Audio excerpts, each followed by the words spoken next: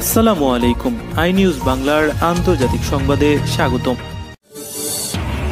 আগামী কয়েকদিনের মধ্যে পশ্চিমা বিশ্বের বেশ কয়েকটি দেশ ফিলিস্তিনকে স্বাধীন রাষ্ট্রের স্বীকৃতি দেবে। তবে দেশগুলো স্বীকৃতি ইসরায়েলি প্রধানমন্ত্রী বেঞ্জামিন নেতানিয়াহুর ফিলিস্তিনি নিয়ে বর্তমান অবস্থানের কোনো কিছু পরিবর্তন করতে পারবে না। ইসরায়েলের রাজনৈতিক বিশ্লেষক উডি গোল্ডবার্গ সংবাদ মাধ্যম আল জাজিরাকে তেল আবিব থেকে বলেছেন, এটি নেতানিয়াহুর হিসাব নিকাশকে পরিবর্তন করবে এই মুহূর্তে নয়, তবে আমার মনে হয় তিনি চাপ অনুভব করা শুরু করেছেন। আমি মনে করি ইসরায়েল চাপ অনুভব শুরু করেছে। ইসরায়েল আসলে প্যারাডক্সের মুখোমুখি হয়েছে। ইসরায়েল এমনভাবে সব কিছু করছে যেন তাদের আটকানোর কেউ নেই। ফিলিস্তিনিদের উপর তারা যে গণহত্যা চালাচ্ছে সেটি থামানোর কেউ নেই। অপরদিকে পরিস্থিতির পরিবর্তন হচ্ছে এবং দ্রুত পরিবর্তিত হচ্ছে। মাঠের রাজনৈতিক ফলাফলের দিক থেকে নয়, বরং এই অর্থে যে ফিলিস্তিন ইস্যু এখন বিশ্বজুড়ে বিদ্যমান নেতাদের জন্য একটি দায় হয়ে দাঁড়াচ্ছে, যা শুধু ইউরোপে নয়, মার্কিন যুক্তরাষ্ট্রেও দেখা যাচ্ছে। তবে ইসরায়েলের উপর নিষেধাজ্ঞা এবং তাদের বিভিন্ন কার্যক্রম বয়কট করলে এর প্রভাব পড়তে পারে বলে জানিয়েছে রাজনৈতিক বিশ্লেষক। তিনি বলছেন, বয়কট আর নিষেধাজ্ঞা দিলে ইসরায়েলিরা বুঝতে পারবে নেতানিয়াহু ওই সাহসী প্রধানমন্ত্রী নয় যে সব বাধা অতিক্রম করে একটি অসম্ভব যুদ্ধ চালিয়ে যাচ্ছে। নেতানিয়াহু আসলে একজন অকার্যকর প্রধানমন্ত্রী। এতে করে ইসরায়েলিরা বিভক্ত হয়ে যাবে। অন্য দেশগুলোর উপর নির্ভরশীলতা ভারতের বড় শত্রু বলে মন্তব্য করেছেন দেশের প্রধানমন্ত্রী নরেন্দ্র মোদী। সমুদ্র থেকে সমৃদ্ধি নামক এক অনুষ্ঠানে মোদী বলেছেন, তাদের আত্মনির্ভর হতে হবে। সাধারণ চিপ থেকে শুরু করে জাহাজ সবকিছুই নিজেদের প্রযুক্তিতে তৈরি করতে হবে। তিনি এ অনুষ্ঠানে 34,000 কোটি রুপির একটি প্রকল্প উদ্বোধন করেন। মোদী জানান, ভারতের সব সমস্যার একটি সমাধান, সেটি হলো আত্মনির্ভরশীলতা। তিনি বলেন, ভারত বিশ্ব ভ্রাতৃত্ববোধ নিয়ে সামনে এগিয়ে যাচ্ছে। বর্তমানে বিশ্বে ভারতের বড় কোনো শত্রু নেই, কিন্তু সত্যি বলতে ভারতের সবচেয়ে বড় শত্রু হলো অন্য দেশের উপর নির্ভরশীলতা। বিদেশিদের উপর বেশি নির্ভরশীলতা বড় পরাজয়ের দিকে নিয়ে যাবে। মোদী বলেন, বিশ্ব শান্তি, স্থিতিশীলতা এবং সমৃদ্ধির জন্য বিশ্বের সবচেয়ে জনবহুল দেশকে অবশ্যই আত্মনির্ভর হতে হবে। 140 কোটি ভারতীয় ভবিষ্যৎ বাইরের শক্তির ওপর ছেড়ে দেওয়া যাবে না।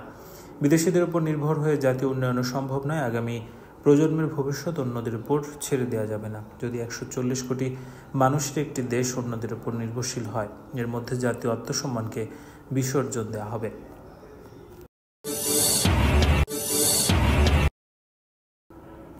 গাজা সিটি সম্পূর্ণ ফাঁকা করতে মরিয়া হয়ে উঠছে ইসরায়েলি বাহিনী। হামলার তীব্রতা বাড়াচ্ছে দিনের পর দিন। বর্বর ইসরায়েল সেনা বিমান বাহিনী অবিরাম গোলাবর্ষণ করে। বোমা বিস্ফোরণ, ভূমিকম্পের মতো কাঁপতে থাকে গাজা। রাত নামলেই সে আতঙ্কে হয়ে ওঠা ভূমিকম্পের তীব্রতা আরও ভয়াবহ হয়ে ওঠে। গাজা সিটির বাসিন্দারা জানিয়েছেন, প্রতি রাত যেন ভূমিকম্পের মতো কাঁপতে থাকে, কারণ ইসরায়েলি সেনারা দুর্নিয়ন্ত্রিত বিস্ফোরক ব্যবহার করে একের পর এক বাড়ি ও আবাসিক ভবন উড়িয়ে দিচ্ছে। বাসিন্দাদের অভিযোগ, সেনারা তাদের সামনে কোনো বিকল্প রাখেনি। চারদিক থেকে অবিরাম কামানের গোলা আর কোয়াডকপ্টারের হামলার মুখে বাধ্য হয়ে ঘরবাড়ি ছাড়ছে তারা। বেশিরভাগ বাসিন্দাই হেঁটে ছুটছেন দক্ষিণের দিকে। এর মধ্যে ফিলিস্তিন রাষ্ট্রকে স্বীকৃতি দেওয়ার ঘোষণা দিয়েছে ইউরোপের দেশ পর্তুগাল। রোববার ফিলিস্তিনকে রাষ্ট্র হিসেবে স্বীকৃতি দেবে বলে জানিয়েছে দেশের পররাষ্ট্র মন্ত্রণালয়। এদিকে ফিলিস্তিনের প্রেসিডেন্ট মাহমুদ আব্বাসকে ভিডিওর মাধ্যমে ভাষণ দেওয়ার অনুমতি দিয়েছে জাতিসংঘ। এই লক্ষ্যে শুক্রবার জাতিসংঘের সাধারণ পরিষদে অনুষ্ঠিত এক ভোটাভুটিতে একটি প্রস্তাব বিপুল ভোটে পাশ হয়েছে। এর ফলে আগামী সপ্তাহে অনুষ্ঠিতব্য বিশ্ব নেতাদের বার্ষিক সম্মেলনে প্রেসিডেন্ট আব্বাস ভিডিওর মাধ্যমে অংশ নিতে পারবেন।